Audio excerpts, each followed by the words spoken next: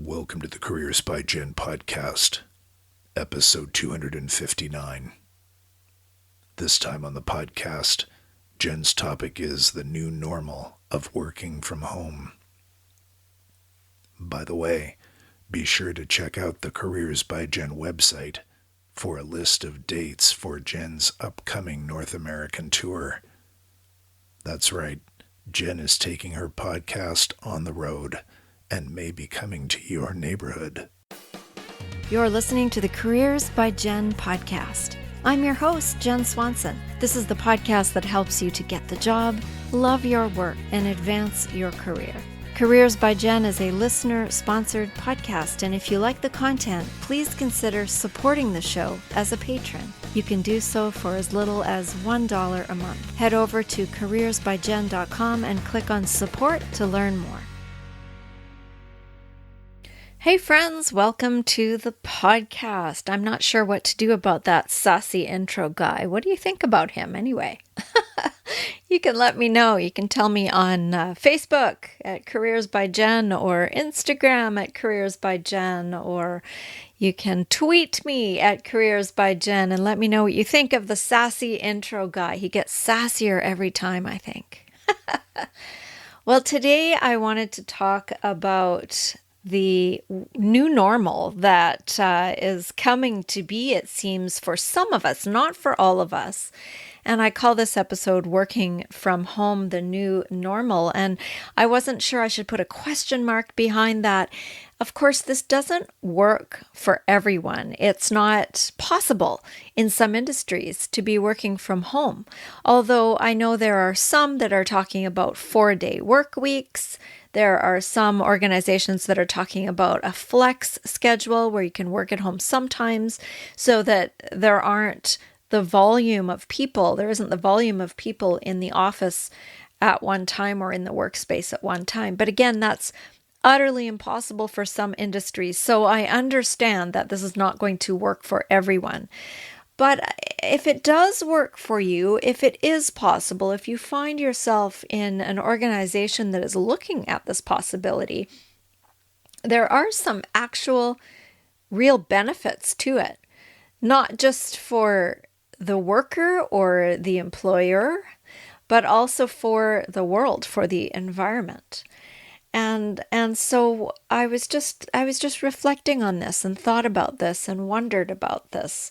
And I wrote a blog post that was probably shorter than this podcast will be. But I decided I would just share my thoughts on this possibility of working at home.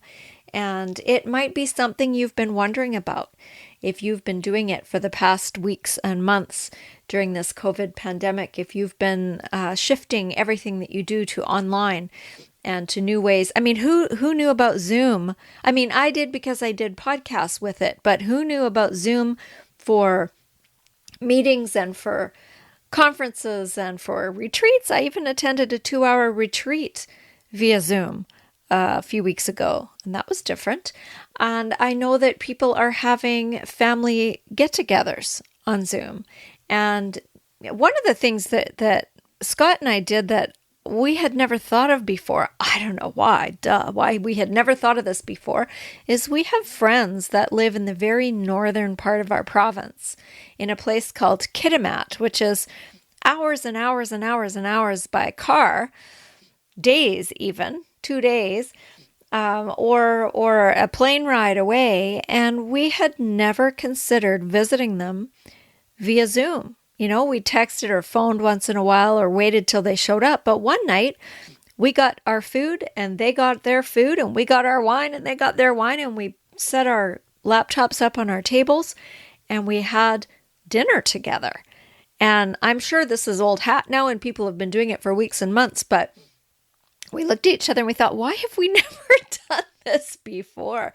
So there are all sorts of new possibilities in the workplace as well for meetings in ways where you don't have to drive across a city or get on a bus or a train or an airplane, and maybe you can have meetings and conferences. Think of the environmental impact that would have.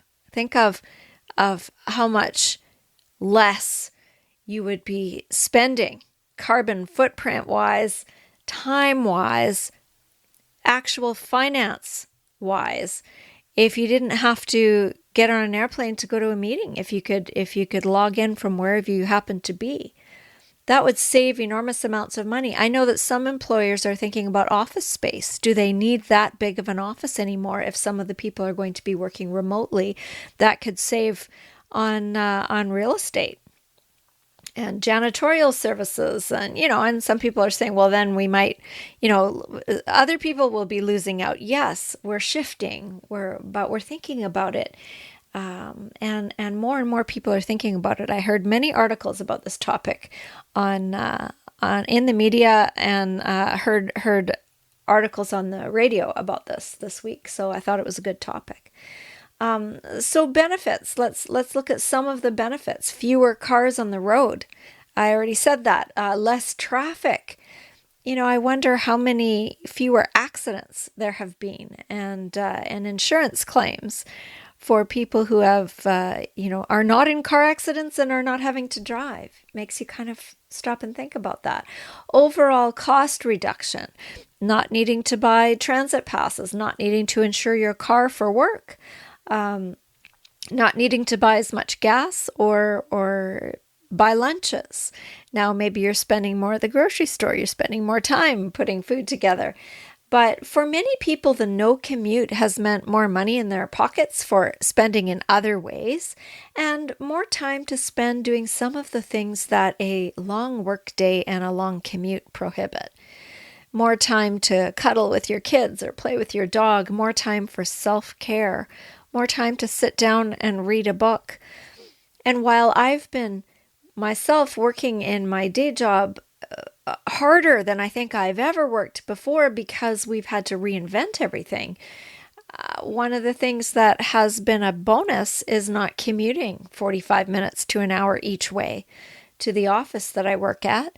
And that while I'm not listening to as many podcasts, I am reading a lot more. I'm reading novels, and I'm reading nonfiction, and I'm reading poetry, and I'm reading much more than I would have before when I've been given an hour and a half to 2 hours of my life back every day. So it's sort of there are things that you can get done that maybe you would have to have thought about after you got home from your very long day at work. So there are some benefits there.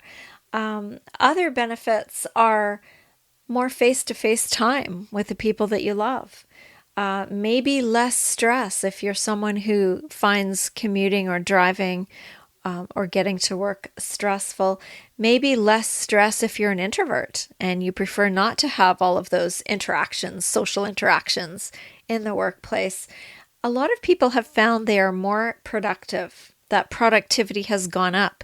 There was this belief that if you weren't physically present, you weren't doing anything. And I know that I encountered that when I was working, because I remember really wanting to do the hybrid classroom where people did stuff online and then came in for face-to-face classes, but did a lot of the other stuff at home, wherever they were, virtually, and then coming in. And I know it didn't go over very well, because the idea of me not sitting in front of a computer screen in my school office, I was teaching online. There was no problem with that because we were bringing in students from all over the place.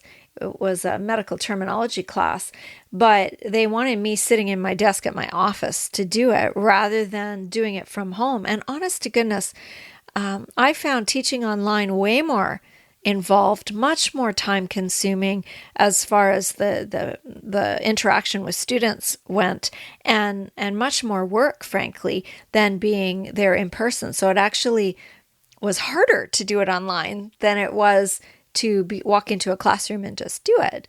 There was the technology to deal with. There was a lot of stuff to look after. But I think the fear of the manager was that you were slacking off which just wasn't true. And I think people have come to realize these past few weeks and months that people are being productive. And in fact, in some cases, in many cases, people are being even more productive than when they're sitting in front of a desk and get distracted by a fun conversation or somebody popping by or what have you. So I think it's very interesting that there has been this shift in that thought that just because you're not there physically doesn't mean you're not there doing the work. So those are some of the benefits.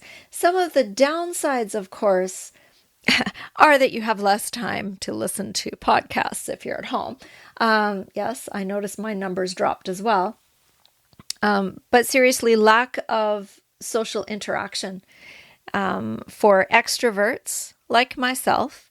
Extroverts, I miss people. I love people. I get my energy from people. If you get your energy from people, it can be very isolating to be at home working.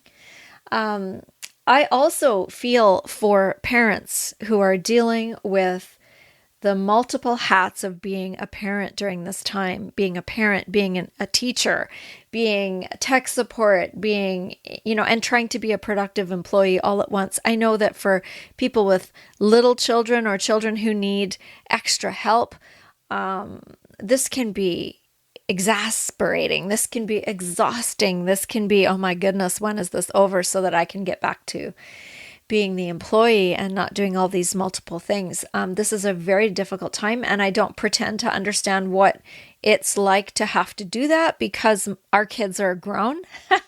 The youngest one just graduated. She was one of the 2020 high school graduates who had to have a really strange and bizarre graduation, no prom, etc. So there was lots of loss there, but they don't need to be babysat. They were doing she was continuing her online school very self-sufficiently and pulled off incredible grades and did really well. So I don't pretend to understand what it's like to have a 3 and 4-year-old or, running around, or a child that is highly in need of support and then trying to work on top of it. So that is definitely a downside if that is you and you're trying to do all of it. And I can thoroughly understand that you would be exhausted and at your wit's end. That is not a good thing. Other downsides, other cons to this are, again, what I said about people not trusting they're actually doing the work, although I think that's changed. Feeling left out of things, that FOMO, fear of missing out, feeling left out of decisions that are being made, of opportunities that might come along that you may not hear about, feeling left out of the buzz of what's happening in your organization. That could be something that you might be feeling by working at home. Missing the camaraderie, missing the fun, missing that connection with other people that you are working with, friendship. I mean, you can get together with people and when meetings are on Zoom, there's always the chat box, right? There's the side chat that you can have privately with other people. So you can make that work, but it's still not the same. And I keep saying to people when I actually get to see them physically distanced, I get to see, wow, it's so good to see you in 3D. Because we're so used to seeing everybody flat on a screen right now. It's so good to actually see human beings in real physical presence. We are in our corner of the world still being very cautious about the reopening. I just heard today that we're moving to phase 3 soon. We don't know when, but soon. And we're at about 65% right now of normal things opened up again, and things that never did close have more capacity, more people allowed in.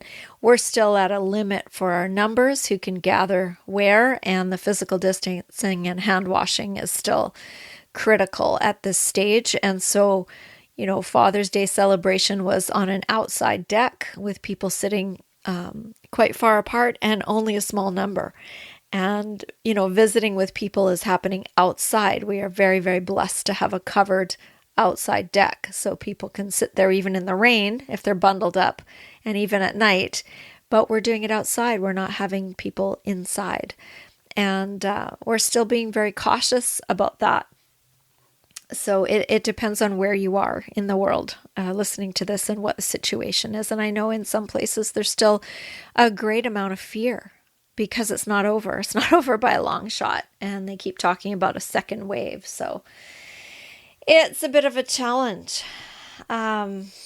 So back to this, the new working from home, the new normal, if it works. So if it is possible for you to do this, some employers are offering supports and incentives for people to be able to do this. You might be able to order a lumbar support fancy office chair for yourself.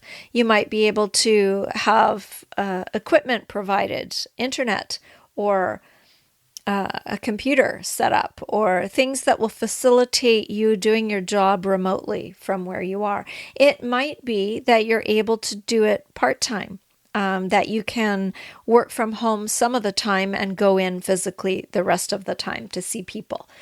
Chances are it's safer being at home in some ways, not for everyone. I do realize that. But for many people, it's safer than the dangers of traveling, right, on the roads. And so it's safer to be, walking across your apartment to your office than walking across the street to get your coffee or your lunch from your lunch spot. So there you go. Another thing, though, that I also think about is it's harder to turn off and to separate work from home if you are not quite organized in your hours. If you say at 9 o'clock or at 8 o'clock, I'm going to start and I'm going to end by this time of day, and then I shut off my work and I'm not on it again until the next day, then you're very disciplined, and it might be easier to separate that time and give yourself a lunch break and a coffee break exactly as you would if you were at work. Other people, it's more fluid, especially if you've got kids at home or pets at home that are like, what are you doing in my house, you human? Cats might not be so thrilled that you're here all the time. Dogs will be ecstatic. But it's that kind of thing. Are you able to throw on a load of laundry, put on the crock pot, and then settle down to work? Or are you getting distracted by, oh my goodness, the floor hasn't been washed for a while, or that cupboard is disgusting, I need to organize it, or what have you. If you get distracted, then this might be far more difficult than being out of your home space and into an office or a working environment. So you have to sort of know yourself. One of the things that it can do, though, is it can allow you to feel more productive when you're on and more relaxed when you're off, which might lead to a happier, more enjoyable, more balanced life. So my hope is that more employers will realize what a benefit having some of their employees, anyway, work from home could be for organizations. If you're happier and healthier and not as stressed, you're not going to get sick as often. So the sick days, the sick time will reduce and will end up being more cost effective.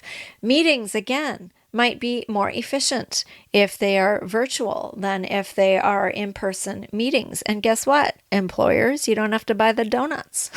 So that might help to build a case. And it just might end up being that you can make this hybrid sort of system work, right?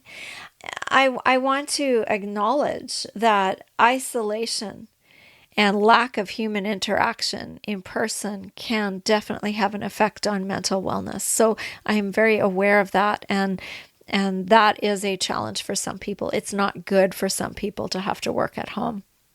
It's also not safe if the home is not a safe environment. So again, this doesn't work for everyone, but if it is at all possible, if you do thrive in the peace and comfort of your own space, if you find that you are being more productive than usual and you have quite nicely settled into this working from home environment, then I encourage you to pitch your boss, pitch your manager, and see if you are able to continue to do this work from home when things open up again, even some of the time, to give yourself a little more sense of balance, a little more time, and a little bit less stress, because you might be pleasantly surprised by the response, and you might find more time for you, which is always a wellness technique, a wellness tactic, right? It's always good to find a little more time for you so that you can be well, because a healthy, happy employee makes for a healthier, happier organization. All right, this was just a short one today. Thank you so much for being here. If you would like to find out more about the things that I offer, please come over to CareersbyJenn.com.